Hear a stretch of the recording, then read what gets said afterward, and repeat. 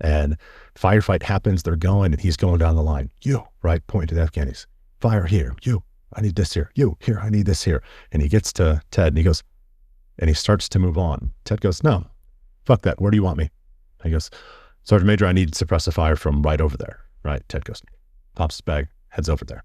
Starts laying down suppressive fire. Now you have a Silver Star, multiple Bronze Stars, Purple Heart recipient, past team sergeant time, seniorist dude in the company taking order from the juniorist guy that has no experience. And in that moment, the junior Bravo learned more than anybody could ever teach him because he let him go. He could step in, he could take it, he could do whatever, but he was managing it fine. Do it. Yeah. Lead. And that guy fast-tracked his way all the way up to Sergeant Major because he was empowered in that moment. And I would offer that if Ted had instead scooted him to the side, no, I got this, that guy would have, okay, well, that's how it goes. I have to wait for somebody that knows more until you're the guy. When you're looking around, you're like, wait, I'm the adult? Shit, right? If you've never been told, hey, you're the adult, make the decision prior to you actually having to do it for real, I don't think you step into a leadership position.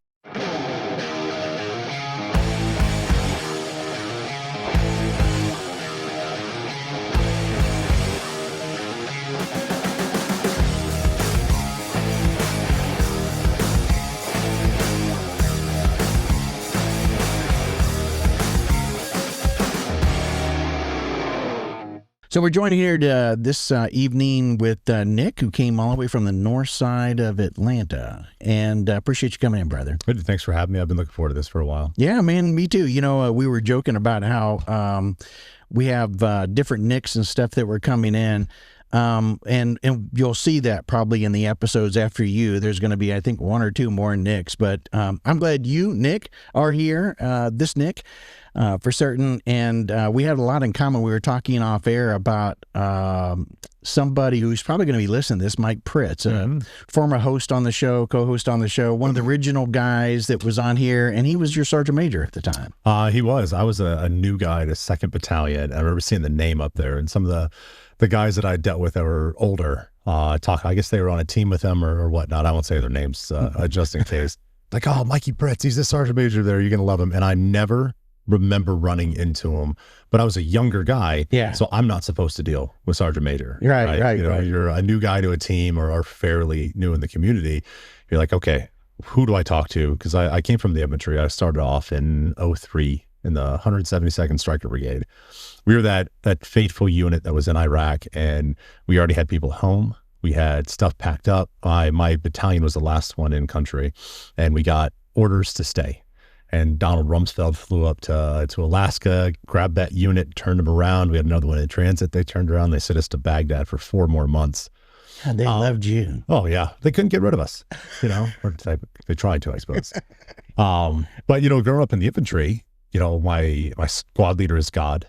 And, you don't talk to a commissioned officer when you're lower enlisted, none of that kind of stuff. And, I was a prick, if you will. If you couldn't out PT me, if, you couldn't out shoot me, like I'm not listening to you. But I'd never been introduced to an environment like SF where you show up and all of a sudden, you're on first name basis with an E8, and an E9 comes in. He's like, hey, what's up, bro? And nobody's calling the room to add ease. You have a captain in the room at all times. Right. And you're talking shit to him incessantly. And you're just going, man, this is different. Do I talk to that guy? And later, much later in my career, you learn stuff that you're like, wow, I'm the adult now. This isn't right. Yeah. Well, Mike, I'm glad you called him the old guy. Him listening to this, he'll probably get a kick out of that. Mike's got I don't know if you've seen his pictures lately. He's got a long beard. Looks totally different than the guy that you ran into. And he keeps it trimmed very nicely, but a nice long beard. So where was home before you came in then? Oh, boy. I'm from Iowa originally.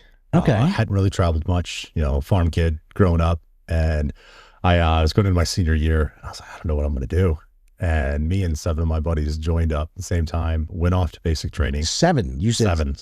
Really? Yeah, small town Iowa. There's nothing to do. But I mean, that recruiter must have been in heaven. So 7 dudes at one time. So happy. Holy cow. He did his job well. Yeah, I think he had to sell us. So we had like a junior reserve officer training corps thing that we were part of. Okay. The senior enlisted there was a Master Sergeant Ledbetter. And he always had this saying, and he goes, there's one job in the Army and 211 ways to support it. And I was like, what's the job? He goes, well, it's obviously the infantry. And I didn't think that there was another job in the Army outside of infantry. I knew people cooked and they're mechanics and admin and artillery and all that stuff. But I was like, just what you do. You join the Army and you go into the infantry. So I did. I signed it. I got Airborne in my contract. And your buddies as well, or just yeah, there were three of us that were that all got on the same infantry, went to basic trainings together. And I remember some Rangers walking in, and I was like, "Oh, those dudes look cool. What do they do?" Right? Oh, the Rangers, dude, I want to do it. Right. So they said, "Hey, who wants to go to I think it was RASP or RIP or or whatever." RASP at that, I think at that time. And I was like, "Oh, totally. I'm in. And they looked at my contract and they said, "Nope, you're going to Alaska. We can't get you out of it." I was like, what's going on with Alaska? But okay, fine. More Rangers come in later, a couple weeks later. Yep. Hey, I still want to do it. They're like, nope, still a no. I was like, shit. So then in walks a Green Beret towards the end. And this dude had everything, right? All the scare badges, medals, everything like that. I'd never seen that before. And I was like, what the fuck what is he? Because whatever he is, I want to go there. Yeah. So like, hey, who wants to go to SFAS? And I was like, I do. Like, whatever he's doing, I want to do it. Again, nope, can't get out of Alaska. So I go to Airborne school and they walk out and they were black hats. We're like, okay, last chance. Who wants to go to Ranger Bat? Raise your hand now. We will delete your contract. Come out tomorrow morning. You're going. And me and my buddy, Billy, both raised our hands. We're like, we're in. We're doing it. And they're like, okay. There's 6 of us. They walk out the next morning. They go, okay, you 4 going to Ranger Bat, or at least going to the indoctrination. You 2 still going to Alaska. And what we didn't know is that strikers were brand new and they became the priority for the Army. So the first BCT, I want to say out of Fort Lewis, was the first unit. The 172nd in Alaska was the 2nd unit, and they froze you guys. Yep. Oh my God, I'd never heard that before. Yeah, it wasn't my favorite. Can't imagine it was. I mean, it was what it was. You know, I get up there. It's November 28th, 2003, and we land in sunny Fairbanks. And the pilot goes, hey, welcome to sunny Fairbanks. It's negative 44 outside. And I was like, I pissed somebody off. Like, I don't know what I did wrong. I don't mind cold, but this is ridiculous. You know, you go there and you start signing in. Sun's not real. The temperature's terrible. You know, they're throwing cups of coffee in the air and it's freezing and, you know, it turns into snow. You know, my first formation, they said, all right, look up. You know, the northern lights are right there. And I was like, you know, this might not be so bad. Yeah. And then we get to training. We're doing all the stuff. I'm a machine gunner. And we're down at JRTC. And we're driving around in typical military fashion. They give you everything, and then you have to wear it. So we got all the extra bullshit on. We got the stuff on our helmets, the face paint, the miles gear, the DAPs, the throat protector, the groin protector, right? Foot, whatever protectors they can give you. It's just hot as shit. We're driving. And we're in the box, and I remember looking through this clearing, and there's a couple Humvees parked there.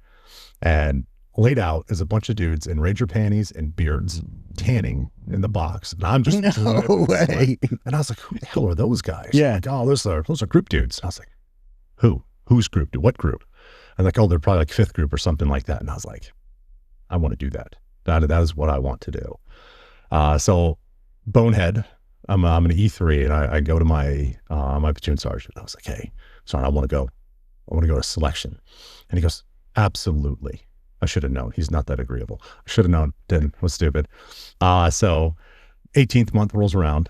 All right. I'm a team leader. I'm 330 my PD score. I'm shooting expert on 3 different weapons. I just got my EIB, right? I'm trucking along. I'm doing great. And I was like, there's no way I don't pick up E4.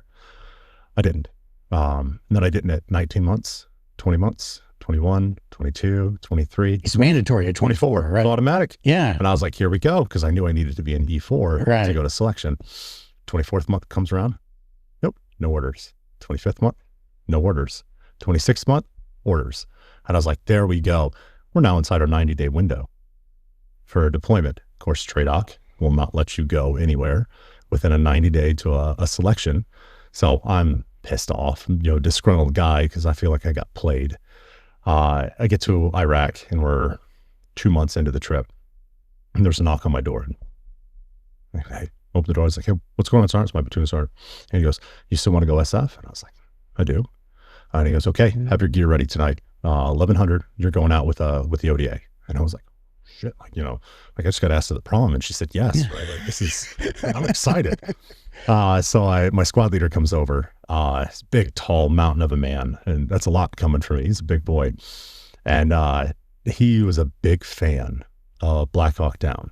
And he'd say, it's better to have and not need than need and not have. And boy, did he make us live up to that. So I show up, and it's a 3-day mission.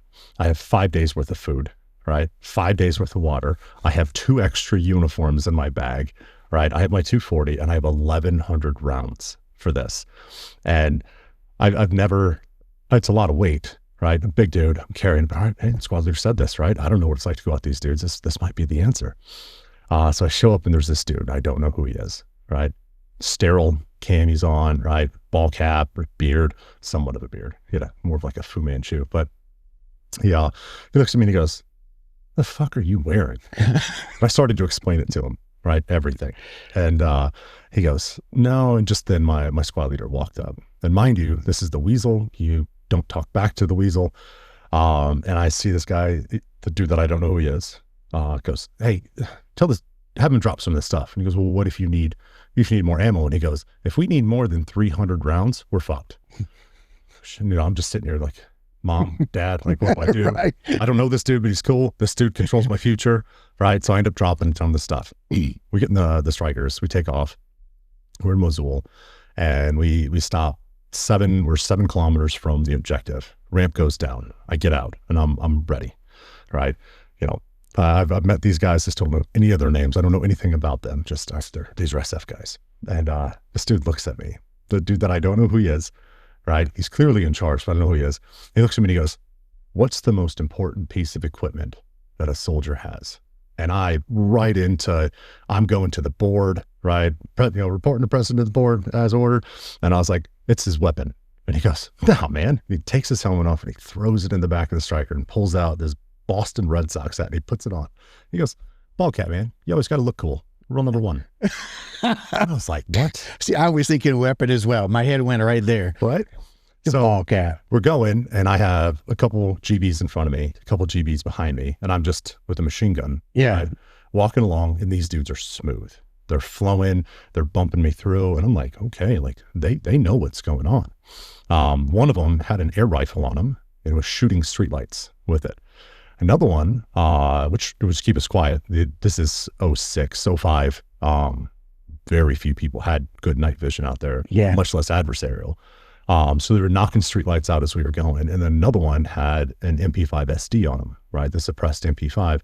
And he was shooting feral dogs because they were barking, right? Give her position away. And I'm just watching them flow, right? I'm seeing the guys behind. We're not dropping security, and we're just steady pace through this, right? Mind you, I think we had pluggers at the time, and these dudes, they just know where they're going. And we get to the gate, and they jimmy it open. We walk inside. They take the family down, and they start talking to them in Arabic, right? Full conversation with them. Come find out what they were telling them. Hey, give us your phones. You're stuck here. We are going to be here for a couple days. You can't leave. You can't contact anybody. We will leave you money. We'll cut zip ties for you. But you're free to move around the house. Just, you can't go anywhere. And we'd put a guard down there. And the family would end up eating with us. Well, I'm sitting up there, and they have me put my machine gun in one place. And again, I'm just like, what? This is crazy. And he comes up to me and he goes, what's the second most important piece of equipment? At this point, I don't know. I looked at him and I was like, I don't know. And he goes, the chair, man, you got to be comfortable. Right. And he sits down, and for the next couple of days, he puts every single one of his guys past me, and I ask him the stupidest questions. Here in SEER school, they can break a major bone or 2 minors, right? Oh man, what's free fall like? Just all the questions. Sure. And they entertained all of it. They didn't go, why are you asking me that? Like, nothing like that. Yeah. They're extremely professional in their job. They were very personable when you were dealing with them. And we got back, and I was like, that was really cool. What group was it? They were 3rd. Okay. That wasn't Nick Lavery, was it? No, a friend of mine, but he wasn't in yet. Well, the Boston hat. Yeah. I was thinking. Nope. So I found out that this guy, his name was Tony Yost, Master Sergeant Tony Yost. And he, why is that name giant? He's a giant in the community. Yeah.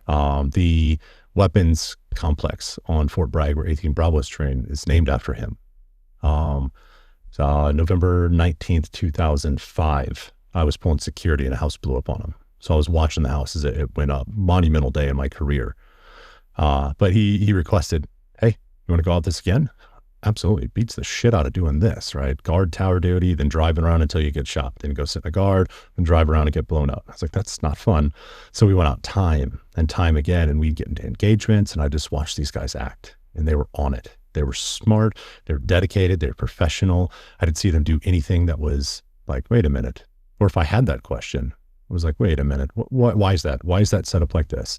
And they would entertain all of the questions.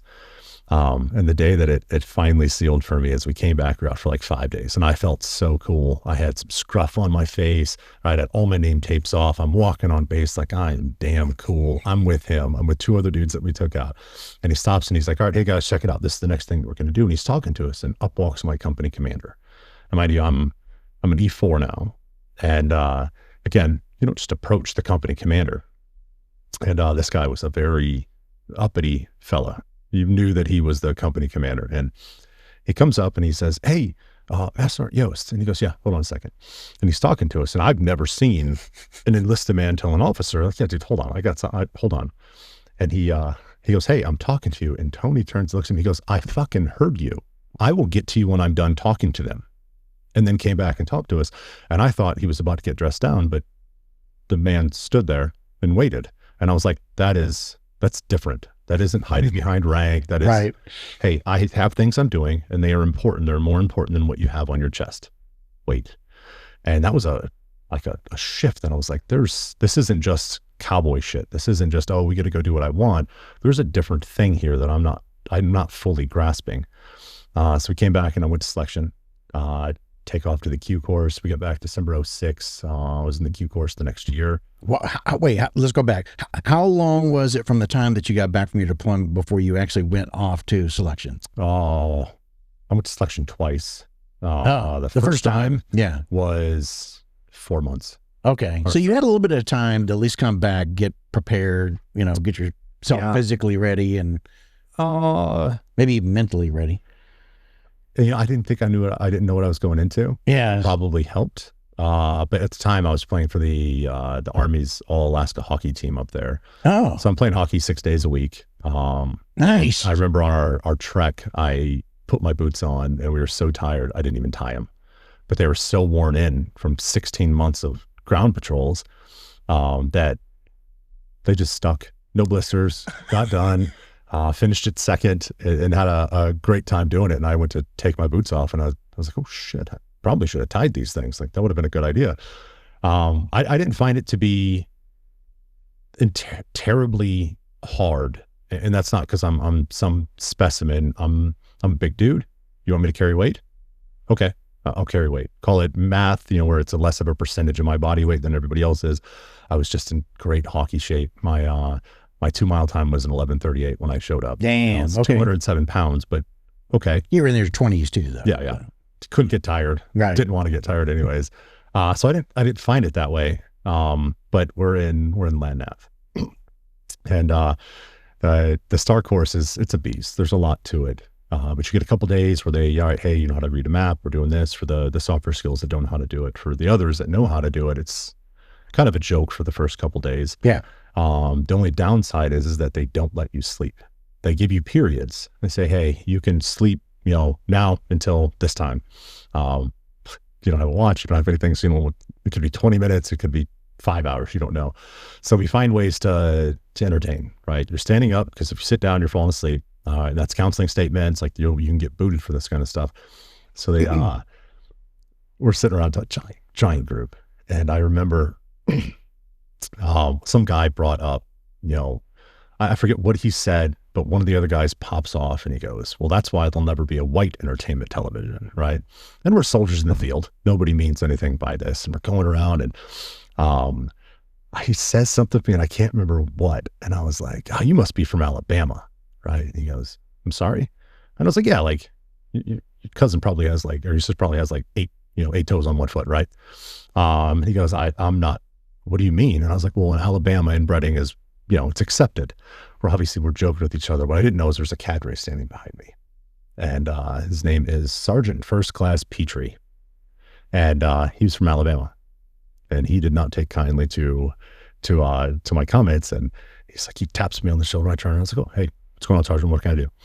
And he goes, something, pulls out his driver's license, puts it in my face, says that he's from Alabama. And I was like, okay, we're shit talking.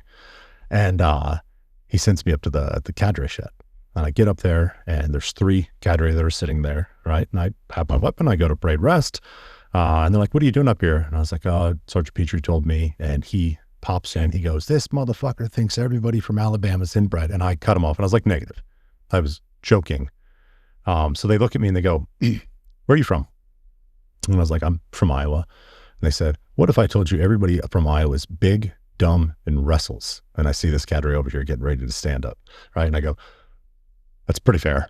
Yeah, but I would agree with you. They sat back down and they grilled me. What unit are you in? Have you been to combat? What are your qualifications? This and that. I just treat it like a board. I'm standing there, I'm looking at it, addressing the question. Next one, this and that. Finally, they tell me to piss off. I thought I was like, okay, I did well for that. Like, diffused that situation. Get done with the trek, and I was an asshole in so many rights because I get driven by individuals that are having a hard time and show it. It doesn't mean like if we're out for a run, right? And you're like, oh man, I'm getting my ass kicked. Whatever. We're all there. I get driven by the individuals that get that different look on their face where you're like, oh, you're about to quit. You are it. I can see it. And I don't know why that like gives me energy, but it makes me want to keep going. So if internally I'm like, man, this sucks. And I see somebody about to go down that road. I'm like, no, I'm not that guy. That's not this. And I would get in trouble because, they tell you, all right, take off, don't turn, don't stop, don't turn unless told, don't talk to each other. Okay. I was walking along and I saw this guy just head down, just sucking. And I was like, man, you should just quit. And he looked at me with these tear-filled eyes. He's like, why would you say that? And I was like, it's exactly what's on your face, man. Cadre was right there. I was like, hey, what are you talking about? And I was like, I'm just encouraging him to quit. So at the next safety brief, they modified it and they said, you're not allowed to talk to each other unless you're encouraging each other to quit. I was like, shit, all right. Well, fast forward, I walk into a room and they broke us into 3 groups by roster number. And I walk in and I look around and I throw my hat across the room. Then one of the guys I knew, he goes, hey, what's wrong? And I was like, we didn't get selected. And he's like, why? And I was like, look at these fucks. Do you think they got picked up? Right? And sure enough, there's a room of non-selects and I'm the first number that's called. I was roster number 365 to 366 and I get called. And I walk into the room, there he is, Petrie, sitting there. And he sits down, he breaks the file open. He goes, you know why you're here? And I was like, yeah, I have a really good fucking idea. And he goes, well, your PT scores I fucking maxed it. You know it. Next. And he goes, well, you got some pink cards. I was like, no, I didn't. I talked to my entire team. I know how many blue cards I got. And he goes, you coming back? And I stood up and I was like, yeah, I'll see you in 6 months. And I walked out just like that. And I walk in 6 months later, 6 months and 1 day later, I was in selection. Didn't have him passed. Was he still there? Nope. He was my language cadre. So you saw him later on. Oh, I did. And every chance I could, I tried to go up and talk to him as much as I could, but not in like a, hey, it's good to see you. Just, right. Hey, how are you doing? Yeah, I'm here. So I fast forward, I'm in Afghanistan in 2011 and my ops sergeant, he kept looking at me and I was like, yeah, what's up, dude? Right. I knew him, like we were working together. And he was like, when did you go to selection? And I was like, oh, well, first time, this time, second time, this time. He goes, I was a cadre at selection the first time that you went. And I was like, yeah. And he goes, 365. And I was like, yeah, that was my roster number. How'd you know that? And he goes, your number was on the board.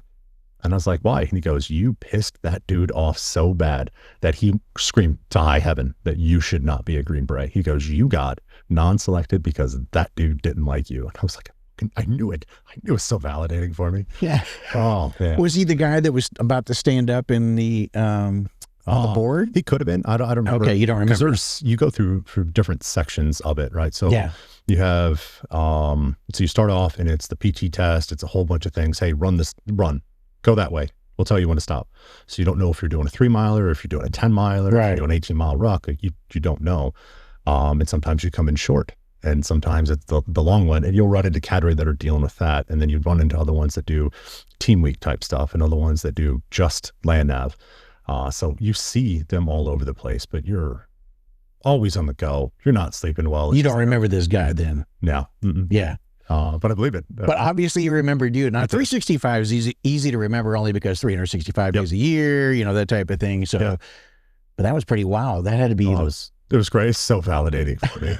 Right. Is that for a while I was like, you know, oh man, I didn't make it past selection the first time, you know, and I had my own internals, but nobody wants to hear that. Yeah. Oh, you didn't make it because, somebody didn't like you. And to hear that, I was like, holy shit, I was right. Right. So I'm sure it's like some UFO guy getting picked up. Like, I knew it. So did you end up going to 18 Bravo? Was that what you did? Or what did you end up getting? 18 Charlie. Charlie. Okay. I was a Russian speaking 18 Charlie. Okay. I figured it must be like German, Russian, something like that, you know, 10th group. When I got picked up, I sit down and they take you through and they're like, okay, based on your scores, this is what we think you should be. And they said, okay, we have you slotted to be an 18 Delta. And I was like, you should not do that. He literally looks up and he goes, are you trying to tell me how to do my job? And I was like, I'm telling you, I suck at studying and I did construction before I came in the Army. So I'm just telling you that that's probably where I'm going to end up. You should just save everybody time now. And he was like, all right, that works. Did that. And asked me, he's like, okay, like you rated pretty high. What do you want for a score? And I was like, Russian. He was like, why? And I was like, because it's in all the CIA movies and that just seems cool. I had no reason for it. And then, got into that, Charlie course, Russian, all that kind of stuff. First assignment was 1st Battalion. Over in Germany, showed up within a week, TDY, and it didn't stop. It's one of the busiest periods of my life. You know, we were continuously going into Afghanistan, and it was just the 3 companies there rotating in and out. 10th Maine wasn't doing it at the time.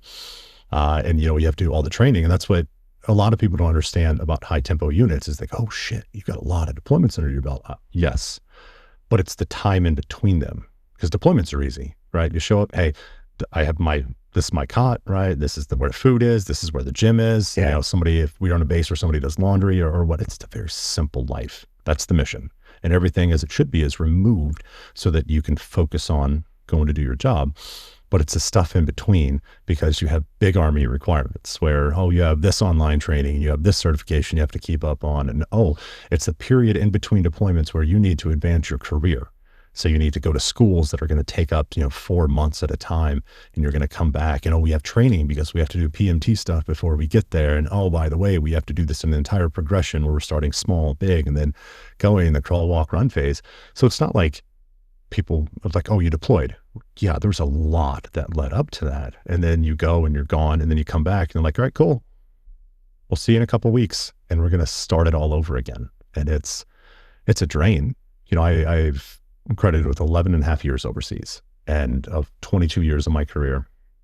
And I spent more time, I felt, prepping for any of those trips than I ever did with the stuff that I did. I've had kinetic trips. I've had low profile trips. I've had trips that have been detailed out to other agencies. It's been a lot of fun, but the training in between it just takes so much more time. And I don't think people really, really appreciate how long and how much or how frequent you're gone when you're in a high tempo, high deployment unit. Yeah, you even hear that from people within the psychological operations community and civil affairs where they talk about the same thing. So, it's not just SF, it's not just Rangers, it's that, like you said, it's that high tempo community that you end up getting into, or those communities that support that, like PSYOP, CA, and stuff like that, where you're going to be constantly going through that cycle because, like you said, you have a career that the Army expects for you to go through before you can get promoted and reach the credentials for the next level. And,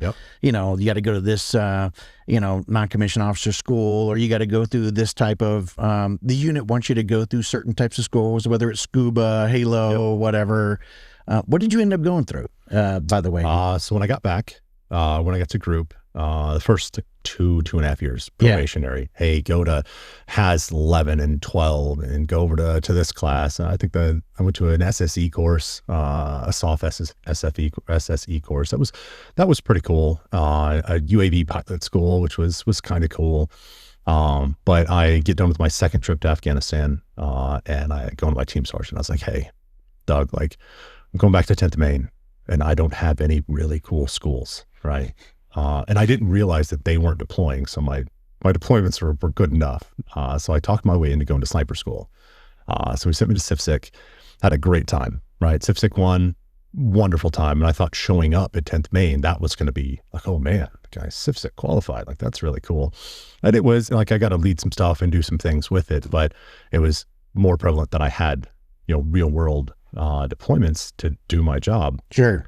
Got there, went to our 4th Battalion right out, went to Africa a few times, came back, and I always wanted Halo school.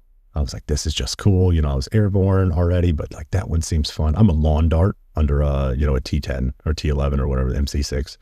And I was like, I realized that free fall, I could land worse, but I at least have some control in that. I have no control under this damn thing. Right. So I walked up my team sergeant. I was like, hey man, I'm going to go to free fall. And he goes, nope, we have no slots. You want to go to Sephardic? And I was like, does that mean I can't go to Halo? And he was like, yeah, that's what that means. And I was like, okay, sure, I'll go. Let's go to Sephardic. With that, had to go to the CRIF right after. Spent 5 years over there. Then towards the end of it, they were like, hey, you want to go to level 3? And I was like, sure, I'll go to level 3. That sounds fun. Got done with that, came back. Help some of the listeners understand the Sephardic aspect and level 3, because there's going to be some guys that's going to be listening. That's fair. I guess all the acronyms. So CIFSIC, Special Forces Sniper Course, level 1 and level 2. Level 2 is your conventional sniper, if you will. I think Bravo 4 identifier that you get from the regular Army sniper school. I don't remember the regs for a Bravo 4, but they're not allowed to shoot without permission onto an objective that has active Americans on it. A level 1 sniper can shoot out to 450 meters in any condition within 1 meter of an American without asking for permission. So there's a whole bunch of tests. It's a higher level. And when you get into theater, that's a listing of a qualification. Okay, we have this many whiskey, I think it's a whiskey 1 in here because it's a noted thing. And then Sephardic, Special Forces Advanced Reconnaissance and Target Exploitation Training Course. Wow, very good. Yeah. Yeah, Rain Man, that one. Remember that? Yeah. That is dedicated to close quarters combat, breaching, clearing, and going in at a ridiculously high level. So the first 2 weeks is just flat range. And that doesn't sound like a lot of time, but it's around 20,000 rounds per shooter in 2 weeks. And your first drill from 5 meters, 8 by 30 for your magazine loadout, so 8 magazines of 30, 1 round, ready, up. And then the next one is from 7 meters, do it again. And then from 10 meters, do it again. And then you go up to 5 meters. Now it's 8 by 30 controlled pair. Do it again, do it again, do it again. We replaced our barrels twice during the course. You're wearing a repelling glove on your hand because the barrel just gets so hot. The free floating barrels still gets that hot. And I didn't understand when I first ran into CIF guys or CRIF guys what was about, because I'd gone to shooting stuff with them and I'd beaten some of them. I talked a lot of shit. It's kind of my nature. And there's a theme here that's going on here, Nick. But I remember I beat one. I was like, dude, you're a Sephardic grad. Like, holy shit. Like, how did I beat you? And he goes, because it's not about the score on paper. It's about what you see when you go in. And I later learned, like going through Sephardic and you're pushing that and then getting to the CRIF and going through, that it isn't about how quickly I can put 2 rounds on top of each other in an A zone. It's about what I've analyzed prior to that. If I walk into a room and I can't analyze what's behind the target, what's in front of it, what's to the side, where my people are, and if that is a threat before I shoot, I have no business being in that room. I'm going to get somebody hurt. And the games that we would play, you'd walk in and we would do, my first cell leader would play all these games with us. He'd put different colored shapes in the wall and letters and put stuff in different places, and we'd flow through the entire house. And I was caught off guard so much in the beginning, but he would get to the end, he'd be like, all right, room 3, north side wall, what was on it? And if we couldn't tell him, right, man, we'd go run it again, do it again, do it again, until you got to the point where the shooting it's not a secondary thing. Yeah. But it is so automatic that you're not worried about lining up correctly and finding your holdover onto a target. It is, nope, that's where it is, and do it. And I found that I knew where I was shooting. It was instinctual aiming, not a concise movement to go, well, there's my sight. It's on there. Okay. Trigger squeeze, breath control. It was just, all right, that's it, and go, and you would move on. But you're so worried about what these guys are doing. As we have a 1 meter rule in the house. If you shoot within 1 meter without calling it, you're in big trouble. And we got people up top that'll watch. So then when you're doing this, when it's full live and there's bangs, bombs, breaching with shotguns and whatnot, you have people all over doing everything. And it's such a ridiculous high level of trust that that when I'm doing this, that nobody, even if there's a target there, you're not going to get shot. And it's such a crazy feeling. This is like nanoseconds too, because I mean, when you walk into a room, you've got nanoseconds to size up everything that's going on before you put 2 rounds on target. So when you get really used to reading body language of guys. And one of the things that we drill into them, going down a hallway or whatnot, is a shoulder dip, right? So if a guy dips wrong, the rest of the staff will lead off that, because I'm pulling security out of my peripheral. I can see what his body language is doing. And I see when he's getting ready to do stuff. I know when I have to step in and take over. And if they do the wrong thing, right, it sets a cascade down. But you get so used to running with your cell, right, that just over and over, that it's almost intuitive that you're going, okay, he did this, but you're not thinking about it. It's like, oh, he did this and he did that. It's like driving a manual transmission. Yeah. You're not looking at the tachometer to know when you're going to shift. You're feeling the car. Yeah. And even if you have your stereo blasting, you feel when the revs are off. And you're like, oh shit, and it will snap you out of it if you're zoned. It's very much just like that, where you're intuiting everything without realizing that you're actually doing that. So I did that for 5 years. They sent me off to level 3, which is an intelligence course, where you learn a whole lot more about how intelligence comes in, how to package it, what to do with it. And then came back and I went to the warrant officer course. So what rank were you when you decided to go warrant? 7. 7, okay.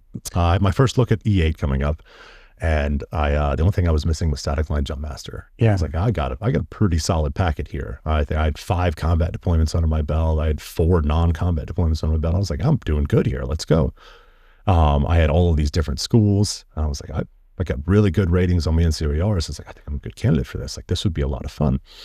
Special assignments and whatnot. And I was in Iraq, and I come back with a hard slot for static line jump master. And I go and I pass my rig and I pass my written exam, and they call out, all right, hey, so-and-so gets in. And I knew I passed all of them. They tell you, like, it's not a hidden secret. And I walked up to the cadre, my name wasn't called. And I was like, hey man, like, I got a hard slot. And he was like, nope, you're on standby. Sorry, man, we don't have any slots. And I was like, that's not right. Like, I should. Like, I didn't want to get mad at him. Like, his list is his list. We talked about it. I went back and I walked into my company sergeant major's office, and I was like, Jerry, I had a hard slot to go, right? And and I was like, but Andy got it. And Andy was an E6. And he goes, oh, I want Andy eventually get to free fall jump master, and he needs static line for that. And I was like, Jerry, I'm up for E8 and my look is in a couple months. He goes, oh, well, we'll find you another one to go to. I was like, there's not another one to go to. And he goes, oh man, next time. And I walked out of there and I was like, I'm going to be a warrant officer, because I'm not going to let some piece of shit like that control my career anymore. Yeah. And I went warrant officer, and I had so much fun with it. Which a lot of guys end up doing. I mean, when you think about it, if you're on the enlisted track, you're either going to go take over a desk and end up running. Naturally, yeah. Or you're going to go warrant officer route because you want to stay on team. Yeah, you get 5 more years, which is pretty great. The thing that I loved, so I'm sitting in I'm doing my pack, and I was like, I'm pretty sure this is the right choice. This is it. And I'm sitting in our clinic, and in walks our CCWO, which is the command chief warrant officer of 10th group. He's a W5, and he sits down next to me. I've known him for a while. And I was like, Dave, what's up, man? Hey, listen, I got a question. And he goes, what's up? I said, I'm thinking about going warrant, but there's one question that I just can't get past. Maybe you can answer it. And he goes, yeah, okay, what's up? And I go, what do you do? And he looks at me, he smiles. Like a lot of guys are asking that question. Hand, yeah. And he goes, it's still a lie, but check this out. If you don't know what I do, you can't tell me what to do. And I was like, whoa, like, mind was blown. I was like, that's it, I'm doing that. And then he broke some more stuff down for me. And so I went, came back, and I took command of a free fall team, right? I'm not free fall qualified, right? We didn't have it. How did that happen? I talked my way into it. But I walk in, I take command of it, and my E8, who is, he's a free fall jump master. He's an ADIC grad, which is an advanced tactical infiltration course, right? He's stepper, he's Sephardic, right? He's all these qualifications. And I have all those except I'm not free fall. And the guys would come up and be like, hey, Chief, you want to look over this concept? And I'm like, grammatically, this is correct. But I have no clue if anything else is because I'm not a free fall guy. And it was a very humbling position to be in. Yeah. So well, I have all of these, I have more deployments than all of you. I have more qualifications than all of you, but I'm in command of a team that I'm not qualified to be on. Right. Which was really cool because it forced me to learn a whole lot more. I think if I was already free fall qualified, I would have come in with a little bit more of a lackadaisical, I know what this is about. Right. But instead I had to dive hard into the rigs. I had to dive hard into the missions of how we're doing it because now my name's on the line. How did the team see you? I mean, they handed me a shirt really quickly. Okay. Because I walked in and I was like, okay, let me lay this down. In SF, we're not really about rank. We don't really care. But there are people outside of the team room that do. So Bill and I, who was my team sergeant, we came up with ground rules. All right, how do you see the team running? All right, this is how I see it running. Okay, what about this? And we move this and we do that. And he was a very empowering guy. He had all of these qualifications, but we go to the range and he'd be like, all right, Bravo, you're in charge, the weapons guy. And the guy would walk up and he'd go, oh, this is what I want to do today. And you go, okay, then do it. Right. And the guy would go. And then after he would say, or in the middle, hey, try doing it like this. Hey, step up and do this. And he wanted to empower the guys on the team. And my first couple months, I was like, is he lazy? I'd never seen his leadership style. And I was like, is he just getting out of stuff? And then I started watching the guys be like, instead of going hey, is this okay? Is this what you want? Would instead come and be like, hey boss, that's the plan for today. Right. It was a very different way that they would approach him. And they started taking far more ownership of it. So we roll into, so I end up going down to free fall school. Past that, come back, we do a requal right away, which is military free fall teams have a X amount of jumps. It's not really in the reg, but there's certain tasks that you have to do. Think of a medal mission of the central task list, but for this particular discipline, scuba teams have it, mountain teams have it. You have to do this, and some of it's up to interpretation, but they generally put money at it and they say, hey, go down to this place, jump a lot, come back and tell me you did good. Yeah. And some of them you'll do 10 jumps. Others you'll do 5 a day for 2 weeks. It all depends on what you're training up for. So we get on to do one of those. And then I do static line jump master. First time go past that, and then immediately right to free fall jump master. Dang. And which is kind of common for you to go to jump master for free fall, though. Yeah. Yeah. I don't understand why. And this is I think it's the perfect illustration between conventional and soft thinking, because military free fall is absolutely a soft skill, right? You have conventional guys that will get a chance to go to it, but there's not a conventional unit that employs it as this is what we do. As to where soft, almost every soft unit out there has at least a free fall element, if not all of them are. So in static line jump master, it is the right words in the right sequence in the, as you go, oh, this is wrong and you have to go this way, and you're looking at stuff and going down. And if you do masking, right? You call out a deficiency and your hand's in the way, you get gigged. If you say the word is, you say the word's wrong, it's out of order. If you call something before you get to it, right? So if you walk up and you see the reserve has part of the parachute sticking out and you call it before you get to it, nope, that's out of sequence, does not count, right? And you mess that up, a couple times, you're out of the course. So I get down to free fall jump master, far different environment down in Yuma. And I remember they're like, we don't give a shit what you call it. We're not riggers, right? If you tell us that it's wrong, it's wrong. And on my free fall JM one, you turn around and you get same period of time, same number of jumpers, same layout, but you get to look at them first, and any deficiency you call, right there, right? Hey, that guy's goggles are wrong. He could be on the third dummy. Doesn't matter. You called it. It's a deficiency. And then you're going through it, and I made it on purpose where I said, this is fucked. This is fucked. That's fucked. And I missed one thing on 3 jumpers, passed it in 4 minutes. You're good to go. Well, that's a very big difference because, the traditional side wants you to memorize all of this stupid stuff and memorize pre-jump and all of that kind of stuff. Right. Okay. Well, if you memorize pre-jump and you have nothing to go off of it and you forget something, well, what do? Okay. There's nothing else in our line of work that doesn't allow you to reference something, but that's going to be the thing when you're sending somebody out of an aircraft. That doesn't make sense. Right. And I need to know the exact name. Okay. So let's say I have, Grime, right? Sitting in the fuck the release thing is. I forget all of it now. Right. Right. I don't get to fix it. I'm going to call a rigger over and be like, hey, there's some stuff stuck in here. Like, I need you to fix this, because I'm not allowed to as a jump master. I have to get somebody else to fix it, because if I fix it, then I can't JMPI you. So I have to step back. Same thing goes in free fall, but call a rigger over and be like, hey, tell me about this. This doesn't look right. Right? Why waste my time telling you that, oh, the closing loop on the pack tray doesn't look right? Because who cares? Right. Do the thing. And I think that's why I think that's a good comparison, because you see it on deployments where people are like, oh, you guys aren't in the right uniform. You're not even shaved, right? Oh, look at that footwear. That's what you care about? Sorry, we live in a different world, because I care about how proficient I am with my weapon system, how proficient I am on this mission. I just memorized all of this, and I was gone for 3 days, and I didn't have 17 other dudes sitting behind me in the stack to go in. I had 4 dudes. I don't care about my boots. I'm comfortable. I don't care about my uniform, right? I care about living, because you don't send a special operations guy in to take a city. You don't. That's just flat and simple. We don't. And they have their different places. I got in some wild firefights in the infantry. I got in some wild firefights in SF, and there's a difference in both sides of it, right? Sometimes the infantry has so much more ass and you have so many more people. And there's other times we get things to bring to bear soft that, holy shit, and I can't, they have their different jobs. Yeah. And I think we like to romanticize soft as something that, oh my goodness, these dudes can do anything. You see it in movies. They're like, oh man, I got my buddy in special operations, and shows up and it's like, oh yeah, I did, 17 years in 2nd Ranger Bat. And like, oh cool, we're after this guy, and like, oh well, I can track him. It's not a fucking Ranger's task. Like, what are you talking about? Oh, you're just a whiz with computers, and you made a tracker and you put it on there and you hacked a satellite. Okay, that's not what we do. And the way that the analogy that I use to try to explain to people that don't understand, I say, if you want to take a city, right, you send in stuff like the 82nd Airborne and 1st ID or 1st Armor Division, right? A large contingent to go in and take a large area. If you want a village, right, or maybe a small town taken, you send in Rangers, right? You send in SEALs, you send in MARSOC. You want people that are unilateral. This is what we do. If you want one person in that village captured, you send in Delta or DevGru. And if you want one village to fight another, you send in Green Berets.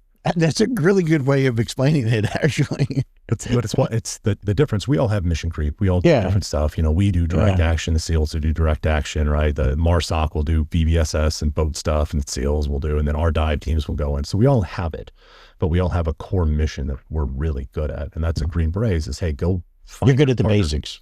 Yeah, very much. Yeah. We do that. We do some sexy stuff, but we're really good at small unit tactics on a macro level with foreign partners, where we speak to them in their language and we take them through and we're embedded with them to go. And there's a fair thought that if there's a conflict going on somewhere in the world, there's probably Green Berets on the ground that have something to do with it, whether on the side against the regime or for the regime. That's just what we do. And it's not book related, right? It's not something that's crazy sexy. We have more medals of honor than anybody else out there. We get put in some pretty shitty situations. Yeah. But we hammer home, quiet professionals. It's what we do. I remember my first sergeant major saying, hey, if you're here for accolades and medals, you chose the wrong job. You're here to work. And we drive that home in so much of what we do. And it's really cool how it works out. Yeah, no doubt. So when you were in, leading a team and everything else at that time period, the 18 X-rays, I mean, there was a big ramp up and everything, and started going into it. And of course, you took the hard route, going infantry, then going to Airborne and going to Alaska and the whole bit. And so what did you feel about the X-ray program when it started up and really started ramping to the point where they were flooding the market basically with SF guys? For it. Yeah. I don't think you can attribute anything specific. I worked with guys that were prior service that had a great pedigree. This guy he was a Ranger Bat guy, and then he came over. Well, he got lazy and he sucked, and we booted him off the team. And I've seen guys that come in with no pedigree, 18 X-ray, show up and you're like, that dude is awesome. How do we do that? And I think a lot of it comes from basic leadership, right? And I think that is one thing SF is not good at is the leadership aspect. If you think in the infantry, I was an E3 fire team leader, mainly because we didn't have an E4 to be above me or an E5, but you're put in that position where you were dealing with idiots, right? All of them idiots. are going to do something stupid, and you are the called to deal with it. And so you're all of a sudden dealing with everything from, oh, my wife has this problem and this and that, to I'm hurt, to, hey, I can't do PT, or whatever it is. You're dealing with all of it at a very young age. You know, E4, E5, E6, E7, there's fire team leader, there's squad leader, right? You get SF, and then outside of the CRIF, where you have cells, where you can be a cell leader, there's not a true leadership position in SF outside of team sergeant, right? So you have guys that come in and they don't have to. When I first got to the CRIF, I was a 4IC as an E7, right? I was the fourth in charge. Wonderful. I don't have to do anything. You tell me what to do. Roger that, boss. I'm going. I'll go put up targets. I don't care. But because you don't have that, you have guys that are stuck, and the most they get is, oh, okay, so you're an 18 Charlie, go lead the demo range, right? Lead the inventory that's going on. Or you're Bravo, hey, got a shooting range that's going on. Or medics, hey, take us through some kind of T-TRIC training or whatnot. But you don't have that true, I am in charge and I am responsible for you. So all of a sudden they become team sergeants, and that's the first taste that they have. And I've seen team sergeants that are wonderful, absolute rock stars. And I've seen others that I'm like, boy, I'm glad I'm not on that team, or I've been on that team. There's a sergeant major, I'll call him Ted. He was in Afghanistan, and he was out with the team, and they were supporting an SAS mission. And it is 2 SF guys, a whole bunch of Afghan National Police, and Ted. And the SAS comes under contact, and they're getting ready to move. And the dude leading the patrol is the juniorest dude in the company, right? He's an E5 18 Bravo, pure X-ray. And firefight happens, they're going, and he's going down the line. You, right? Point to the Afghanis. Fire here. You, I need this here. You, here, I need this here. And he gets to Ted, and he goes, and he starts to move on. Ted goes, no, fuck that. Where do you want me? He goes, Sergeant Major, I need suppressive fire from right over there, right? Ted goes, pops his bag, heads over there. Starts laying down suppressive fire. Now you have a Silver Star, multiple Bronze Stars, Purple Heart recipient, past team sergeant time, seniorest dude in the company taking order from the juniorest guy that has no experience. And in that moment, the junior Bravo learned more than anybody could ever teach him, because he let him go. He could step in, he could take it, he could do whatever, but he was managing it fine. Do it. Yeah. Lead. And that guy fast-tracked his way all the way up to Sergeant Major, because he was empowered in that moment. And I would offer that if Ted had instead scooted him to the side, said, no, I got this, that guy would have, okay, well, that's how it goes. I have to wait for somebody that knows more until you're the guy. When you're looking around, you're like, wait, I'm the adult? Shit, right? If you've never been told, hey, you're the adult, make the decision prior to you actually having to do it for real, I don't think you step into a leadership position. That's a great leadership point. I mean, when you think about it, too often the conventional military, and especially out here in the private sector, you're going to find that kind of situation where you have the sergeant major that steps up and goes, wait just a second, sergeant, I've got this. I'm in charge. You go to lay suppressive fire and, that type of thing. But in this moment, you have you guys as SF, where you're trying to also be, the best at the basics. The only way that sergeant's going to learn is if that sergeant takes charge at that moment. Yep.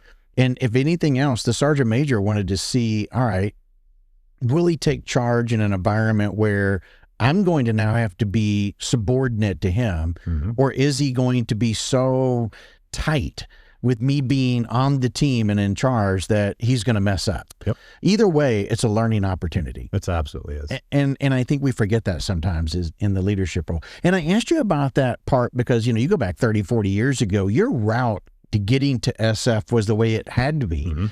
You had to serve for 2 years and be an E4 before you could go into SF. And so I wondered, what's the benefit, pros and cons of that? I think the only true benefit of going conventional before you go in is when you have to deal with the conventional military, which is just, it is what it is. And when we'd take X-rays over into 4th ID land, or we'd go to another base and the big military was there, the X-rays more often than not would have a chip on their shoulder of like, I'm fucking Green Beret. What are you going to tell me? Right? And be like, you're a staff sergeant. Like, at the end of the day, you're a staff sergeant. Like, cool tab. Great. Good for you. Right? Cool. We got some chest candy on. That's the division sergeant major. Probably shouldn't, because there's a fair chance that he knows somebody in our organization, and that's going to weigh a whole lot more. Yeah. So that would be probably the only reason that I would say that the benefit is? Because you'd go in and you'd know more about what they're doing. Most of them don't even know how to march. They never got any of that type. And basic training was like the first instance of it. But I mean, they got blasted through.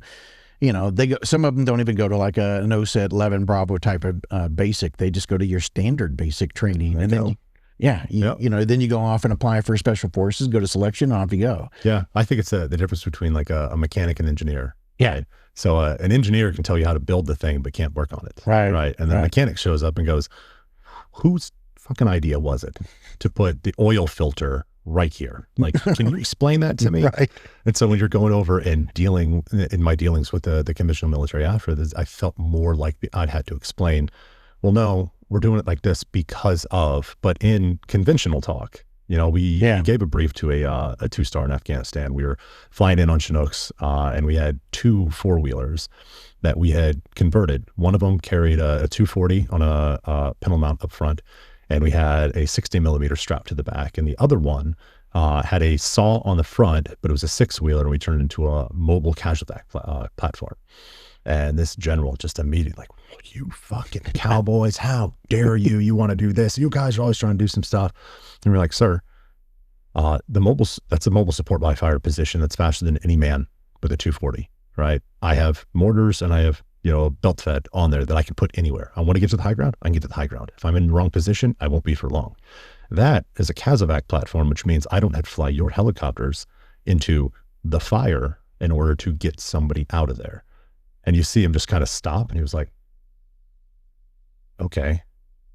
All right. He was coming around and good on him, right? And we took him on plenty of missions after that. But it was that initial thought of like, oh, you just want 4-wheelers. You guys think you're so cool. No, there's a reason behind this one. But go back JMPI versus military free fall jump master. Yep. So I mean, it was very much the same thing. Different. There's a rule book that we're so used to living. This is our right and left limits, and we can only do it this way. And then you come in and you go, well, no, actually, we can change all this around. We can always do something entirely different than what's by the rules. We can create our own rules within that, because that's what SF does. Yeah. You create that rule, you train the conventional forces, or not conventional forces, the indigenous. Yeah, indigenous forces. Thank you. I was trying to think of the word. What's the word?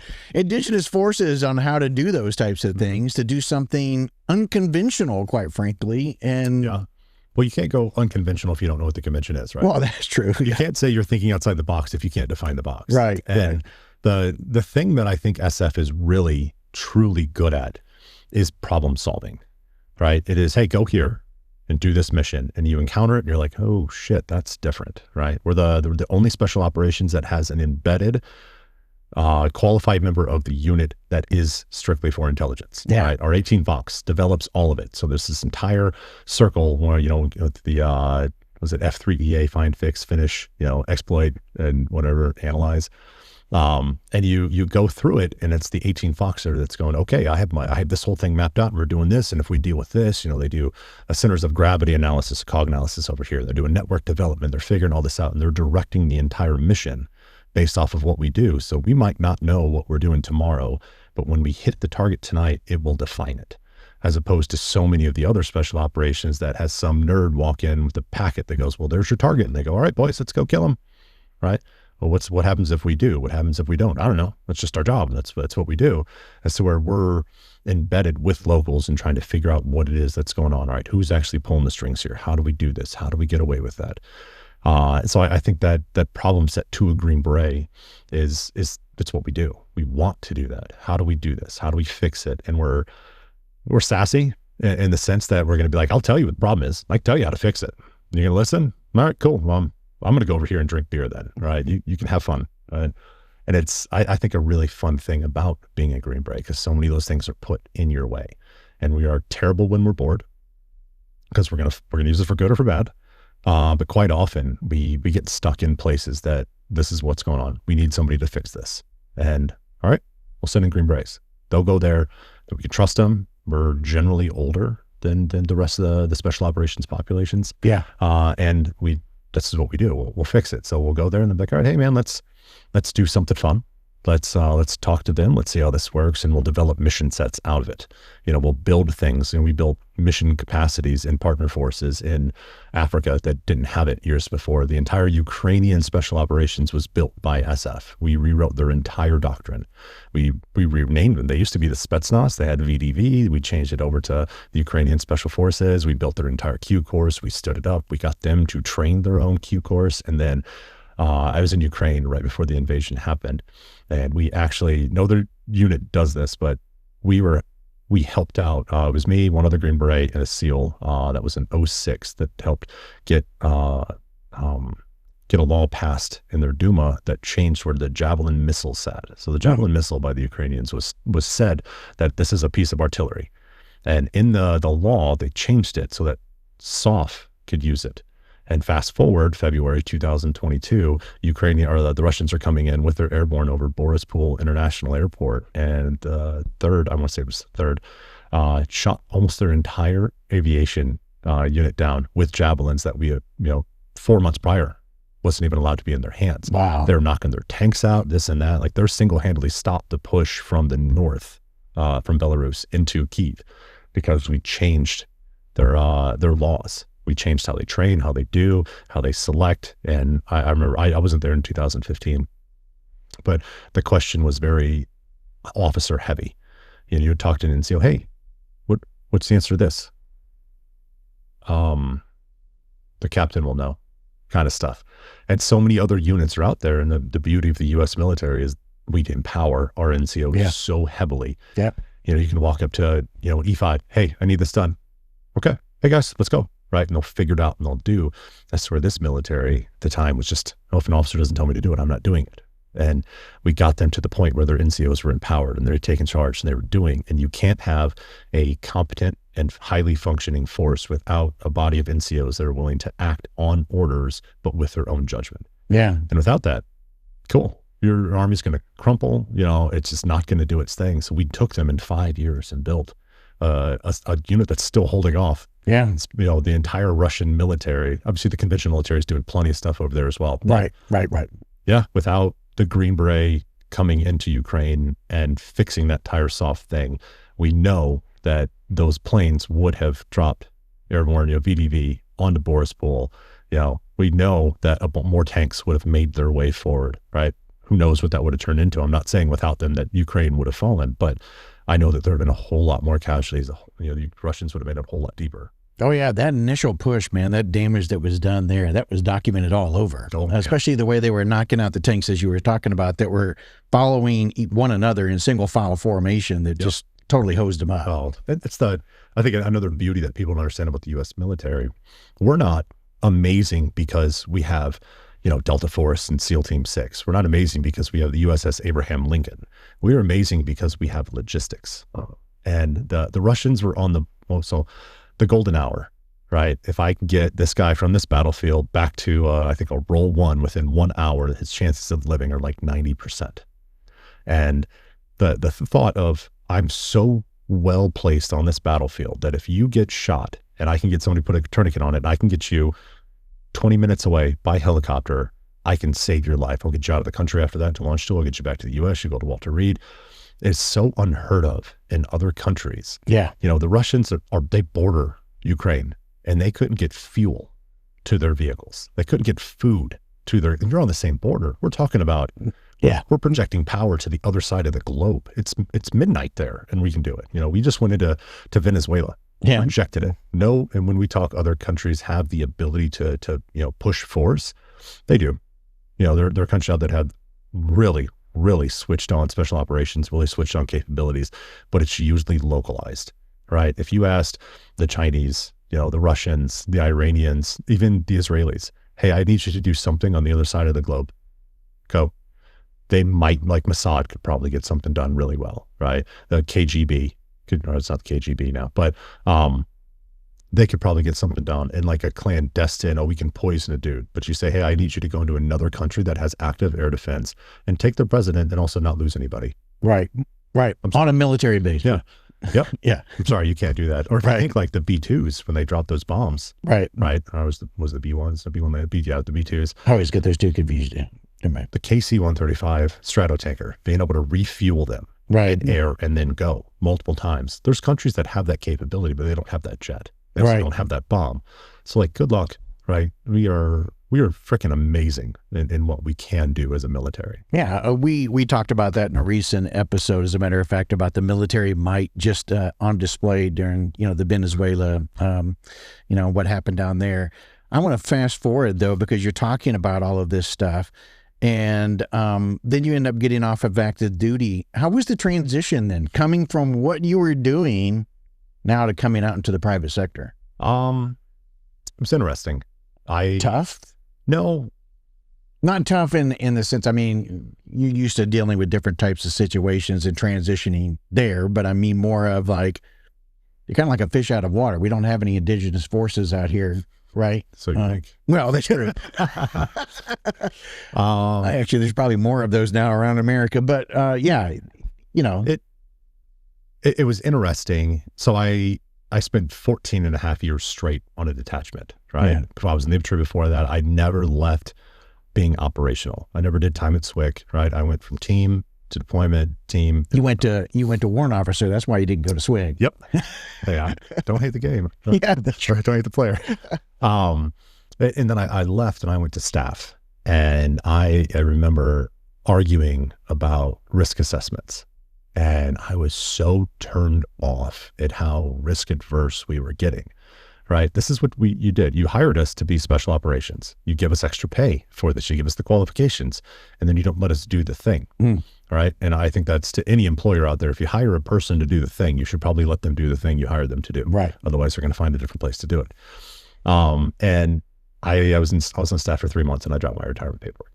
I was like, this is going to kill me. I'm telling teams no. Because this guy over here doesn't want to assume the risk for a thing that is detailed in their job, right? This is like, hey, we're a military freefall team. We want to go do military freefall. It seems risky. Fuck do you mean it seems risky? That's literally a my job. Right. So I dropped it, and my then fiance was living in Charlotte, and I found some excuses, and I just left. And I did spend my last 9 months in Charlotte. So I stepped out of that position. I dropped my retirement paperwork in June, stepped out of that position on November 1, and I didn't step foot again on the compound until the middle of July the next year when I was retiring. So what are they going to do? Fire me? And I think that was probably the best thing for me, because I wasn't seeing my buddies push out on deployments. I wasn't in the gym hearing the war stories and then going home and being like, well, shit, they changed the team room code, right? I was in some of the chats and whatnot, but it wasn't the same.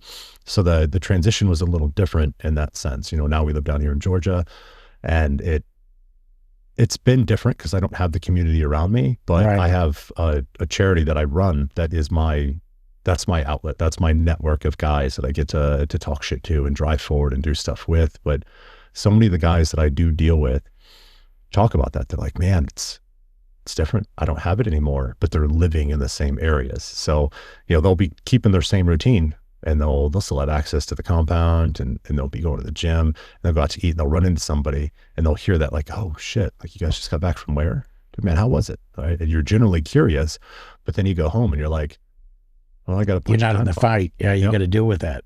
And it's very different in that sense, and I think if some of the stuff that's going on in the world was happening more in places, or if there was a route that I could have stayed on a team, that might be different. If I felt that I was still, I'd still be on the team, I would still pulling trigger. Like it'd probably be a very different story. You didn't think about contracting in some ways? I got enough time gone. Yeah. Right. I didn't feel like it would be healthy. But you didn't feel like, even on the training side, maybe of just staying local, contracting? I've done some. I've traveled and I've taught driving and firearms and medical and stuff like that. And it's stuff that I do to stay in touch, but I don't know. It's like I left the team, and now I don't need to go practice my dry fires. I still do. Yeah. But it's not like, oh shit, like I have to be on it, right? I'm going to do mag changes, I'm going to practice this, I'm going to do that, and I'm going to throw these dummy rounds in here and whatnot. So you get pretty neurotic, sitting in your chair watching TV, and you're practicing mag changes while you're watching TV, just because you don't want to focus on the mag change, but you want the feeling of it. You're like, all right, I'm going to have to be on it. And competition drives all of it. Yeah. in the CRIF, they do it so much better than standard ODAs because there's leaderboards of who's shooting, who's lifting, who's running, all this kind of stuff. And you know exactly where you rank in everything. There is no secret of, oh man, we all shot today and I wondered how I did. Nope, there it is. And you're always looking at it and you're going, man, that son of a bitch is in front of me and I'm not going to let that happen again. And it's all fun rivalry and you make bets on it and all that kind of stuff. But it's the things that you do that make you better at your craft because of your personal pride. And when you're driving an organization of competitively, I guess competitively oriented individuals that like and seek perfection, but also love the guys that they're with, it turns into a completely different rivalry. Everything turns into a rivalry. Yeah. It's, oh yeah, I beat you here this morning, all the way to, no, I'll pay for lunch, kind of stuff. Well, you're not paying, I'm paying, right? And it's just this different kind of brotherhood that goes into it. So I don't have that, but the organization that I started is dedicated directly towards just competition. And I figure that is how you fight mental illness, right? You can talk about medication and you can get to guys after and try to find them an outlet or something like that. But I think for, if you remember back when you were a private, right? You're waiting on the word.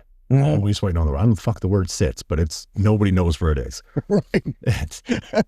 You're sitting in the parking lot, right? There's rocks on the ground and there's a cone over there. It's going to turn into a game.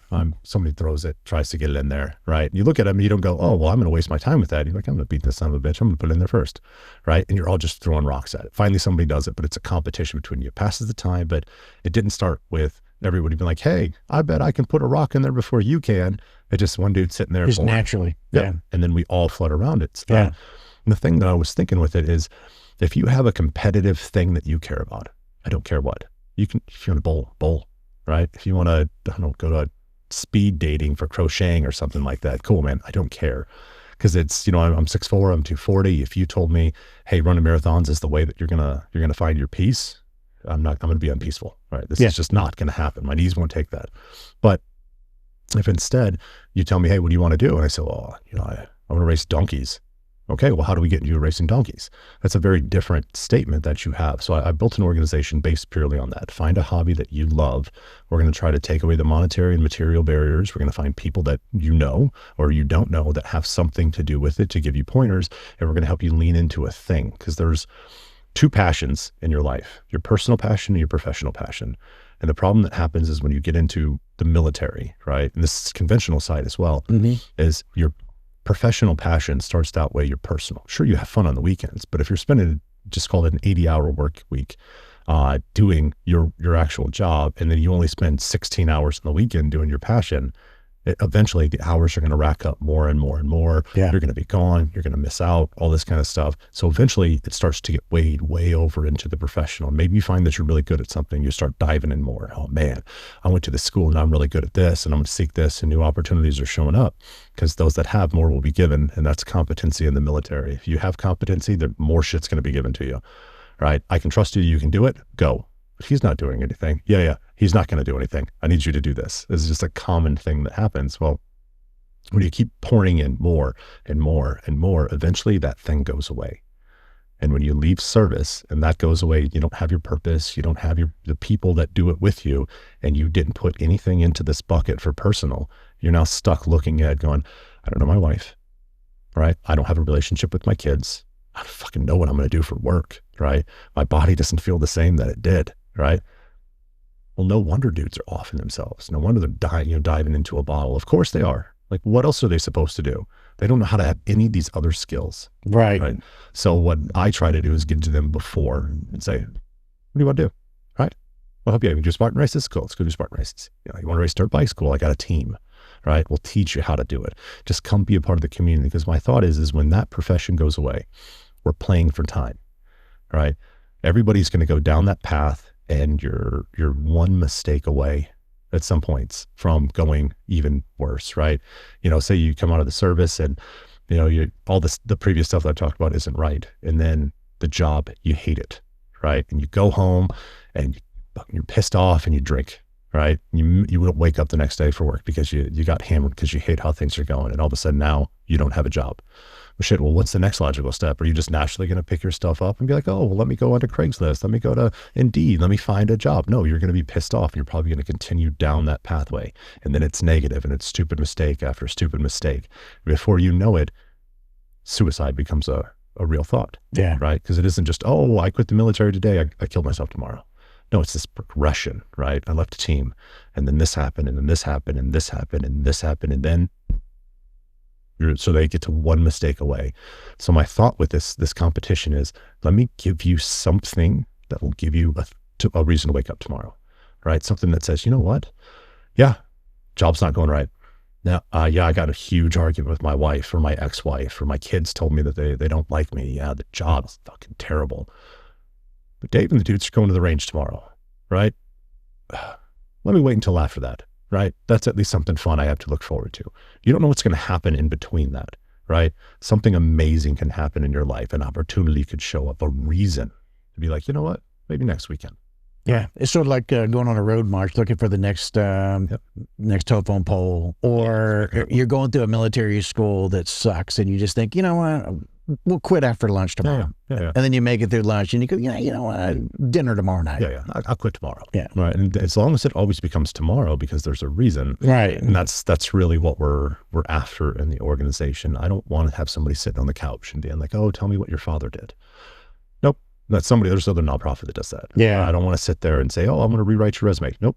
There's ones over there, or get you suits, or, hey, sit down with your wife and let's figure this out. Why you guys can't be in. Nope. There are organizations out there that do that. And I think they're wonderful that do it. Mm-hmm. But I want it to be on the other side of bang. I don't want to get to you after, because we're trained for violence. We're trained for rapid decision-making in a time of crisis. And you hear it so often.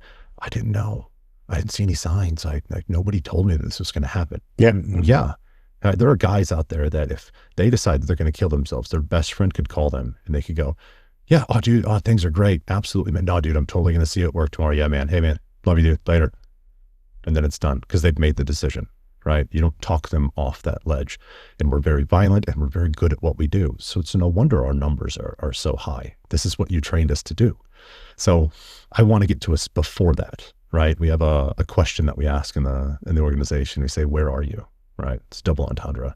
Where are you physically and where are you mentally in the same question? If I ask you how you're doing, let's get this every day. Hey, how you doing? We've been fine. Yeah. All right. My house could be on fire. 99% of the public will get, I'm fine. Right? Yeah. That's not a personal question. Well, because are you asking because you care or out of concern or just a conversation? Yeah, exactly. But the question, where are you, is very different. People that know you ask you where you are, right? They'll call you, hey, Rob, where you at? Right? You don't get that from a stranger. They're trying to reach you about your car's extended warranty maybe, but not where are you? So we ask that question a whole lot more. Okay. And it also means mentally, where you at? Are you okay? Like something's off. Yeah. And we've seen some wonderful results out of it. We've had guys that are now a part of the organization that before were like, it seems like something I might be into, are now showing up just continuously. Nice. It's a lot of fun. And so when it talks about transition, this has become a whole lot more of my purpose. I have a corporate job. It's nothing to write home about, right? It pays the bills, but it doesn't fill the cup.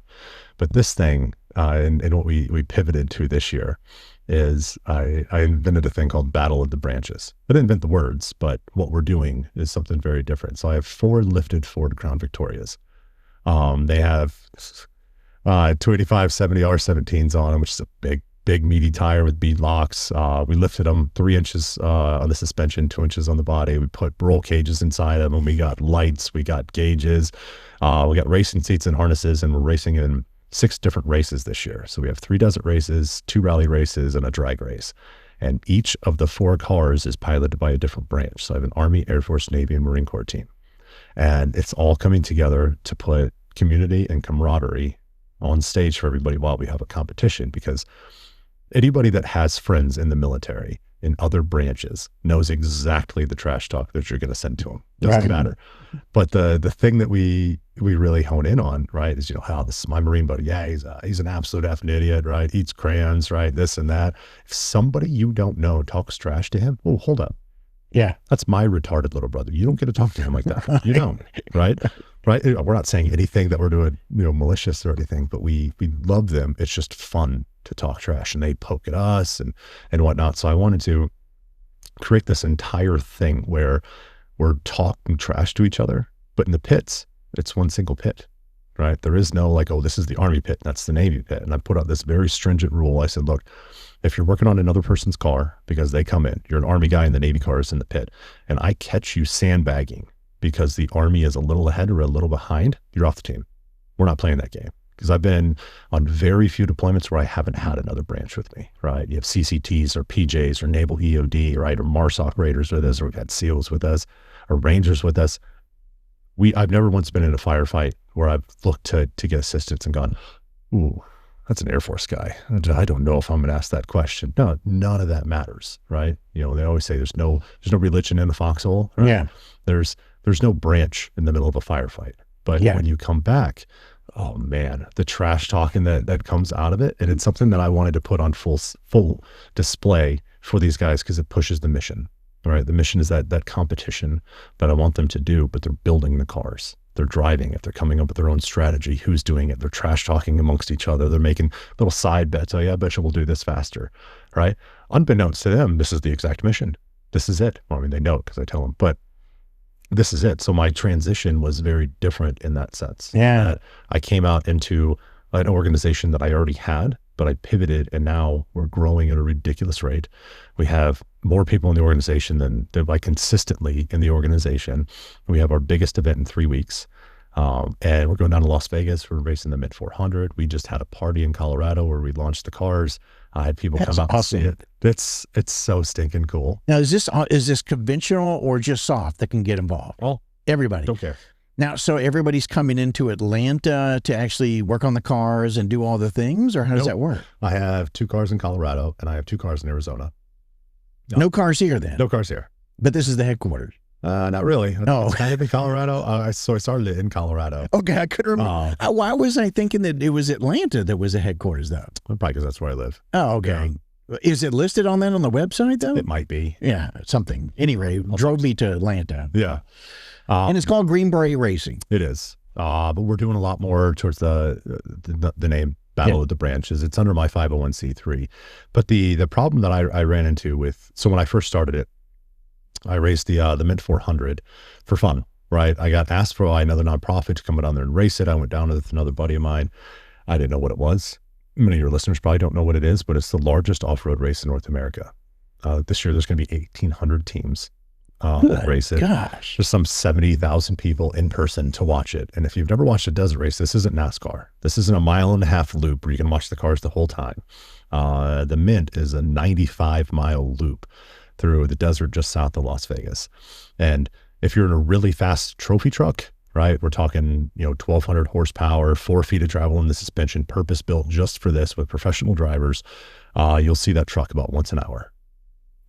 But the slower vehicles, it just extends every 2, maybe 3 hours. It's a long, grueling race. We were not in a fast vehicle the first year. And we blew an axle, we blew a belt, we blew fuses, right? We finished almost 12 hours later. But had to have a lot of fun, probably. Oh, tons of fun. Yeah. A lot more than that truck, because it was only the truck drivers that did. Yeah. Whereas this case, you got the whole crew that's having a hell of a lot, trying to figure out the solutions. Yeah. Oh, yeah. Now they are. That race, my first one, was very different. It was somebody else was running our pits and our gear, and we didn't know anything. Yeah. But my co-driver, sit down, a retired E8, former team sergeant, very successful man. Look up to him, and he goes, "Man, I needed that." And I was like, "Why? Why did you need that?" And he goes, "You don't get it, man. You're on a team.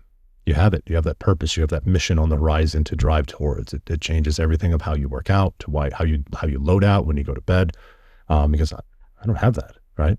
And it wasn't the first time I heard that. So we started the organization with that thought, and it morphed over time from desert racing to just competition in general. And since then, we've sponsored a guy to go up solo up Denali or Everest without supplemental oxygen, a team to go up Denali. We've supported skydiving, 3-gunning, and marathon running, and jiu-jitsu, and bike. And had a guy pull a donkey up a mountain on a burro race. It's a real thing. Is it?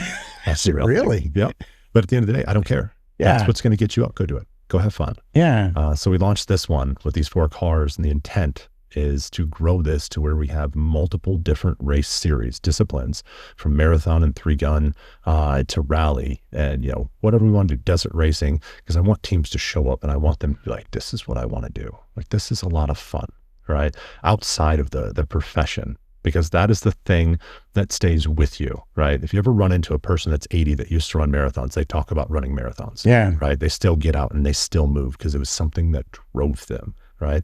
That so you take the military and you take it out of them, right? They talk about it, but there's no route back into it. Yeah. But when you get into competitive sports, there's classes for all of it. You can do CrossFit at 80 if you wanted to. Right. I recommend it, but you could. Right.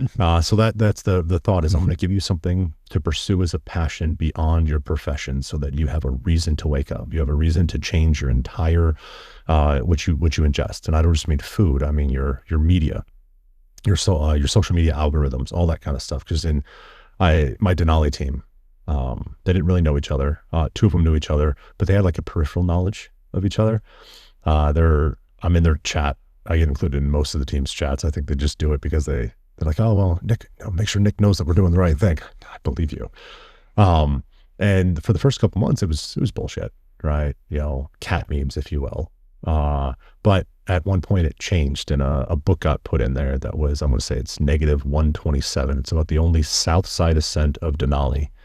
And something in the chat changed. And all of a sudden now they're sending, oh, this microfleece. So check out this hydration and nutrition guide right here. Hey, I'm going over here to train for this. And then it went from 90% cat memes and 10% training to almost exclusive training.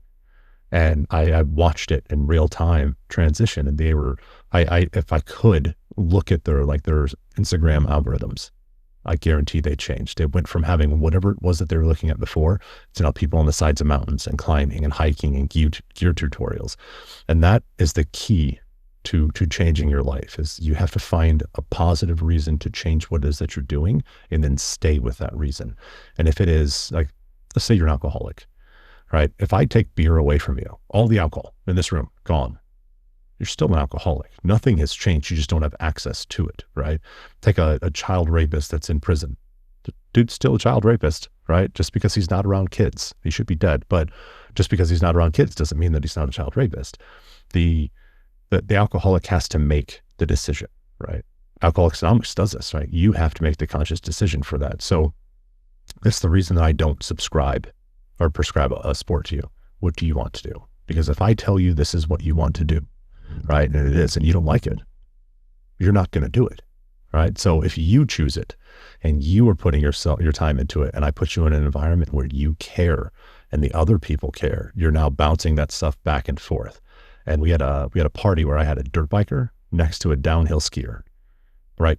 2 worlds that are not even remotely close, and they're talking about jumping. And I can see it from across the room, and their hands are sore, and they're talking about this, and they're laughing about impacts and speed. And, oh, wait, hold on. So you're telling me that you do this, right? So I preload my dirt bike before I take off. You do that on your skis too? Yeah. And they're just going through, and they're connecting in a world that you normally wouldn't put. One's a winter, one's a summer, one's a motor, one's not. And I'm watching it and seeing all that going, and I'm having all of these different mixed sports in the same room, and they're all talking about competition. Right? Because it's all the same. And it doesn't matter if you're on a mat doing jujitsu, right? You're trying to beat that guy, right? And the same pains that you're going through in that entire thing, when you're sweating, you're pushing around, you're trying to get to a submission, is no different than the mindset of the guy sitting behind the wheel of a car, jockeying for position. He's tired, he's getting thrown around, but he's locked on to what he's doing. He's going, I got to catch up to that. It's just a different vessel. It's the exact same end goal. Yeah. I need to be better, right? You get submitted in jujitsu or you get passed in auto racing. It's the same thing. Shit. How do I get better at that? And if you're serious about it, it consumes your life. You have a life consumed by something that's your passion. You're not looking for a way out. You're looking for a way forward. It makes perfect sense. So how can somebody then find out more about what you're describing? Because there's going to be a lot of people that's going to be listening going, hey, I want to be a part of that. Yeah. How do they get a part of it? GreenBeretRacing.com or .org, excuse me. They got to fill out a form or anything initially? Just send us a message. I have team leads for each of the teams. It'll be tough to get somebody into the mid 400 because we're only 3 weeks out and we're finalizing all of the rosters. And I think by the time this drops, we'll be solidified. It might drop after the race. But we have races after that. If people want to just come out and support, if they want to try to get on the teams. I can't promise them a seat. I send that to all my team leads. I told them I will not interfere with how you run the team because I don't want you to use me as an excuse when you lose. So I mandate what the chassis is, and I mandate the engine and what modifications go onto it. But the liveries, how they set up their gear, what their rotations are, how they fuel, it's all on them. I don't care. And because I don't want to be that guy. Oh, sure. Well, you set it up like this. No, it's on you, homie. Everybody's in the same car. Yeah. Let's have fun. But if they want to get involved, they'll just shoot a message. info@greenberetracing.org is an email they can go to. They can hit us up at Green Beret Racing on Instagram or on Facebook. And then we're going to be going through a name change to just battle the branches in the future. But those emails should work for quite some time. Nice. So, I mean, you've got all the social media covered. We'll make sure we put some of that in the show notes of this thing so that people can link right into it and everything. But Nick, man, I appreciate you coming on and not only talking about your journey, but of course, this piece right here that I think, like you said, is so important where people forget that purpose or they don't know how to find their purpose. Mm-hmm. I think by getting in contact with some guys like you and learning that, you know, there are things that you're probably good at or that you enjoy, and let's help you try to find that. That's what's needed right now, you know, a lot more. So appreciate you guys, what you're doing and what you're all about, and appreciate you coming in the show and sharing it with Thanks us. for having me. This is fun. Yeah, man.